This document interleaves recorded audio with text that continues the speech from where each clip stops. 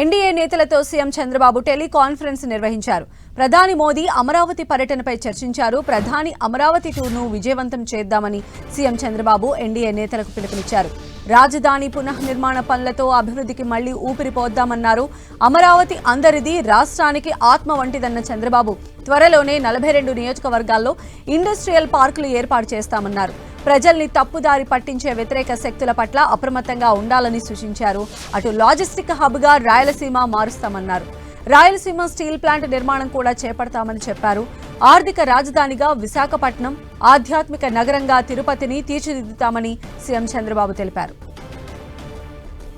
మరిన్ని అప్డేట్స్ మా ప్రతినిధి రవిచంద్ అందిస్తారు. రవిచంద్, సద్య ముఖ్యమంత్రి చంద్రబాబు ఎన్డీఏ నేతలతో టెలికాన్ఫరెన్స్ నిర్వహించారు. ముఖ్యంగా ప్రధాని పర్యటనని అందరూ కూడా విజయవంతం చేయాలి, ముఖ్యంగా జన సమీకరణ కూడా చేయాలని చెప్పి ముఖ్యమంత్రి చెప్పడం జరిగింది. రాజధాని పునర్నిర్మాణ పనులతో అభివృద్ధికి మళ్ళీ ఊపిరి వచ్చింది. సభకి తరలి వచ్చే ప్రజలకు అసౌకర్యం కలగకూడదని కూడా ముఖ్యమంత్రి ఇక్కడ నేతలకు చెప్పడం జరిగింది. అదేవిధంగా అమరావతి రాజధాని తెలుగువారి ఆత్మ గౌరవ ప్రతీక, ప్రతి ఒక్కరూ కూడా ఇక్కడికి రావాలనుకుంటారు. బహిరంగ సభని జయప్రదం చేయాలని అందరూ కూడా భావిస్తున్న వారికి అన్ని సౌకర్యాలు కల్పించాము. ఇక్కడ మొత్తం కూడా ఏదైతే వచ్చిన వారికి వాటర్ కావచ్చు, మజ్జిగ అన్ని ఏర్పాట్లు చేశామని కూడా చెప్పడం జరిగింది. అయితే కొన్ని శక్తులు ఇక్కడ విచ్ఛిన్నకర శక్తులు కొన్ని ఏదైతే ఇబ్బంది పెట్టాలని చూస్తున్నారో దీని పట్ల అప్రమత్తంగా ఉండాల్సిన అవసరం ఉందని కూడా ముఖ్యమంత్రి అభిప్రాయపడ్డారు. రాజధానిలో రైతులను కూడా భాగస్వాములు చేస్తున్నాం. ప్రజల్ని తప్పుదారి పట్టించే వ్యతిరేక శక్తుల పట్ల అందరూ కూడా అప్రమత్తంగా ఉండాల్సిన అవసరం ఉంది.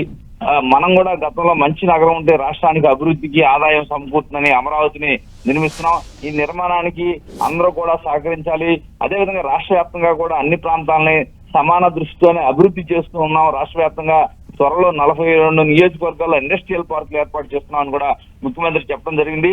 175 నియోజకవర్గాలను రాబోయే రోజుల్లో ఇండస్ట్రియల్ పార్కులు ఏర్పాటు చేసి వన్ ఫ్యామిలీ వన్ ఎంటర్ప్రీనియర్ సాకారం దిశగా అడుగులు వేస్తామని కూడా ముఖ్యమంత్రి చెప్పడం జరిగింది. విశాఖపట్నం ఆర్థిక రాజధాని, తిరుపతి ఆధ్యాత్మిక నగరంగా తీర్చిదిద్దాం. ఎరైన్కో రామాయపట్నంలో, అనకాపల్లిలో ఆర్సిఆర్ మెటల్ స్టీల్ దిగ్గజ కంపెనీలు 1,00,000 కోట్లతో పెట్టుబడులు పెడుతున్నాయి. రాయలసీమను defence, electronics, automobile, drone, satellite launching, green energy రంగాల్లో అభివృద్ధి చేస్తామని కూడా ముఖ్యమంత్రి చెప్తున్నారు. ఏదైనా ఈ పర్యటన విజయవంతం చేయడానికి అందరూ సహకరించాలని కూడా ముఖ్యమంత్రి కోరడం జరిగింది. రవిచంద్ర, అయితే గతంలో మోదీ వచ్చినప్పుడు అమరావతి శంకుస్థాపన టైంలో ఎలా ఉందో మనం అందరం కూడా చూసాము. బట్ ఈసారి మోదీ పర్యటన అందుకు భిన్నంగా ఉంటుందని చెప్పి మొత్తం కూటమి నేతలు కూడా భావిస్తూ ఉన్నారు. సో ఎలా ఉండబోతోంది అంటే ఏం చెప్తూ ఉన్నారు మోదీ పర్యటనకు సంబంధించి ఎస్పెషల్?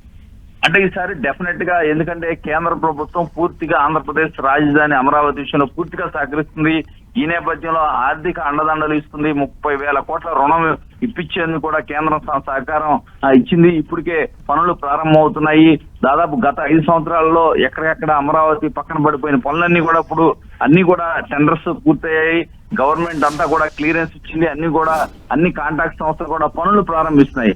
ఈ నేపథ్యంలోనే రేపు ప్రధాని 2వ తారీఖున 1,00,000 కోట్ల ఆంధ్రప్రదేశ్ అభివృద్ధికి చెందిన 1,00,000 కోట్ల పనులకు సంబంధించిన శంకుస్థాపనలో ఈ వేదిక నుంచి చేయబోతున్నారు.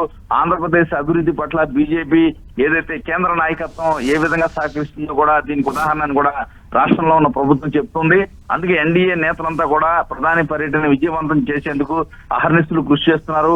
ఇప్పటికే ఎక్కడెక్కడ నియోజకవర్గాల వారీగా మీటింగ్స్ ఏర్పాటు చేసుకుంటారు. అందరూ కలిసి భారీ ఎత్తున ఈ మీటింగ్ ని విజయవంతం చేయాలి. దాదాపు 5 లక్షల మంది ప్రజానీకం ఇక్కడ తరలి రాబోతుంది. కేంద్రం కూడా పూర్తి స్థాయి అండదండలు అయితే రాజధానికి ఇస్తూ ఉంది. సంధ్య. రైట్ రవిచంద్.